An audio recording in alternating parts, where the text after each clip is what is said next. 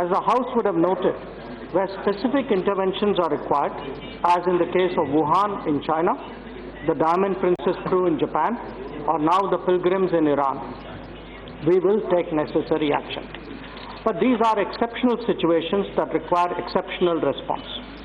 At this time, travel in itself is not recommended as it only heightens risks.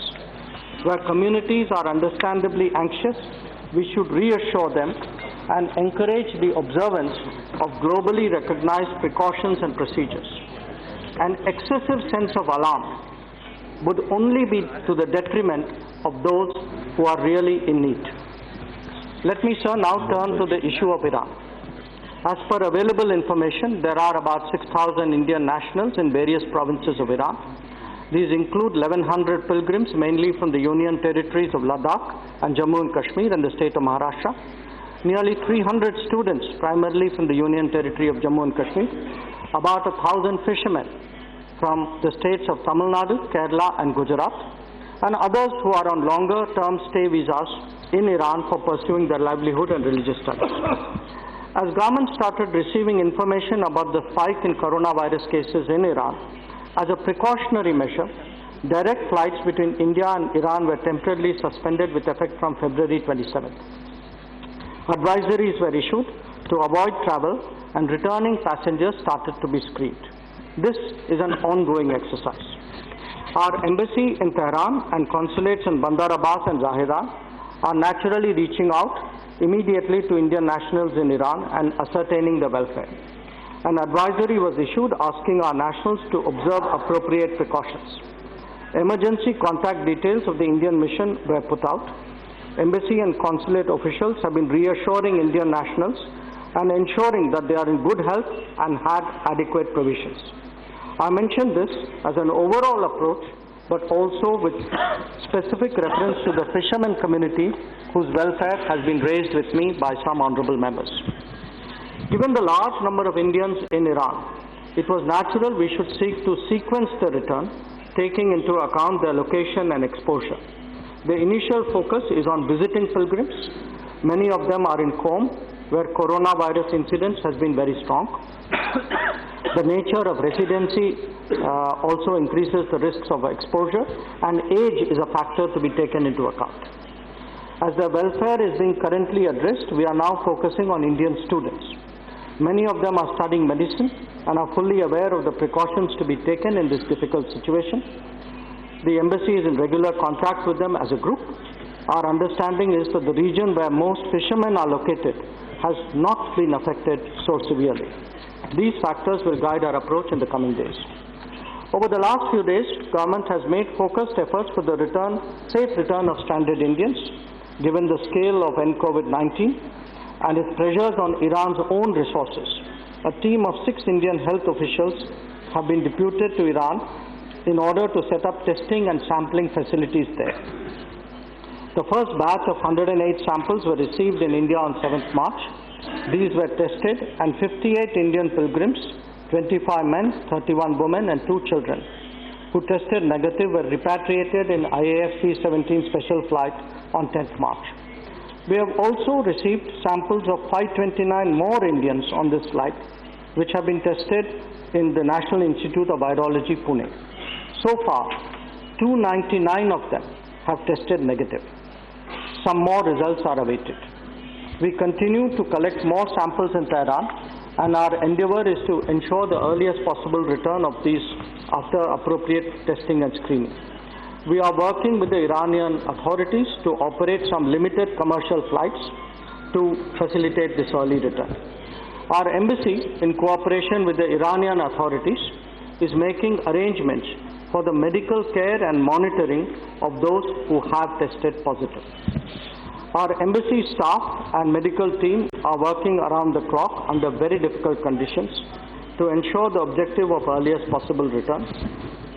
The House will appreciate their operational constraints given that there have been restrictions instituted for public health reasons in Iran. It is not easy to organize transport, accommodation and other logistics, and the Iranian system is very stretched, but we do appreciate the cooperation in these very difficult circumstances. Honorable Speaker, sir, I visited Srinagar recently and I took the initiative to meet parents of some of the students who are in Iran. Their anxiety at this time is completely understandable. I shared with them in detail the ground situation and sought their understanding. I assured them that the government would facilitate the earliest possible return of their children, and I would like to share with the House that the sampling of these students has begun today. Our consulate in Bandar Abbas are in touch with Indian fishermen who are in the southern provinces of Iran, including the cities of Asaloye, Chiruye, and Kish. Some of them have been visited and others would be soon. Provision of essential supplies to them is being ensured. As per available information, all of them are in good health. I assure the House we will continuously track their welfare and respond to their needs. Sir, the House will surely appreciate that few other nations have done what we have with respect to end COVID-19.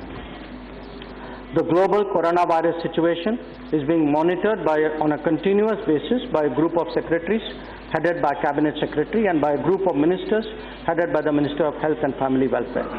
My ministerial colleague has already apprised the House of measures being taken to control and contain the spread of virus within the country.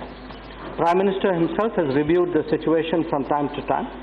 We have been regularly issuing travel advisories and visa guidelines that reflect the situation in countries of concern. In many respects, India has been ahead of the curve in taking precautionary measures.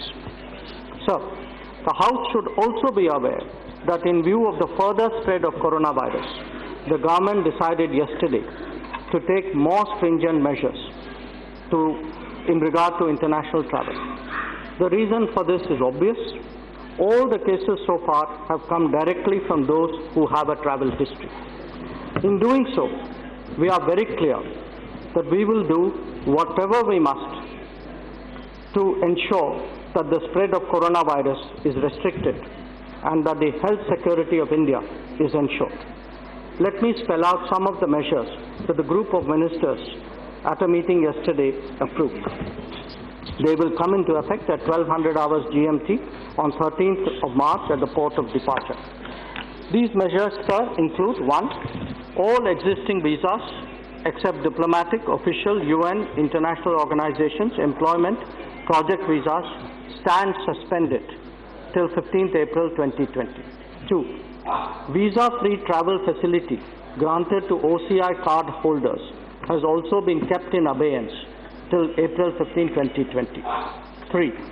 All incoming travelers, including Indian nationals, arriving from or having visited China, Italy, Iran, Republic of Korea, France, Spain, and Germany after 15 February shall be quarantined for a minimum period of 14 days.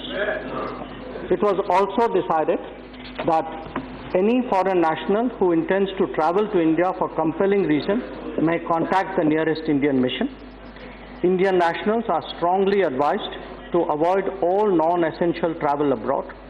On their return, they can be subjected to quarantine for a minimum of 14 days. International traffic through land borders will be restricted to designated checkpoints with robust screening facilities. These will be notified separately by the Ministry of Home Affairs. Sir, the situation in Italy is now emerging as a cause of great concern. I would like to share with the honourable members that steps in this regard have already been initiated. It has been decided to make provision for testing primarily for students and compassionate cases in Italy and collect samples for testing.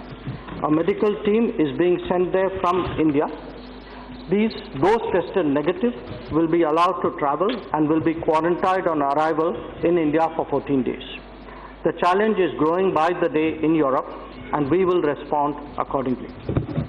We have appointed in the Ministry of External Affairs a senior official to coordinate our coronavirus response internationally.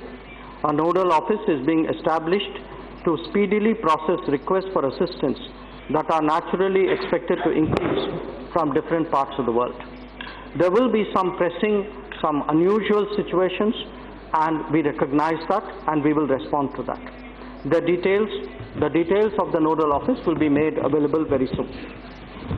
Honorable Speaker, sir, I am confident that the honorable members of this House will join me in commending the efforts of our medical teams, the officials of the Indian embassies and consulates, the Air Force crews, the Air India crews, and all those who in India are working tirelessly and selflessly to ensure that our people in Iran and other countries are safe and can return expeditiously. The coronavirus challenge will require a focused and sustained effort on our part, and we will keep the House apprised of developments.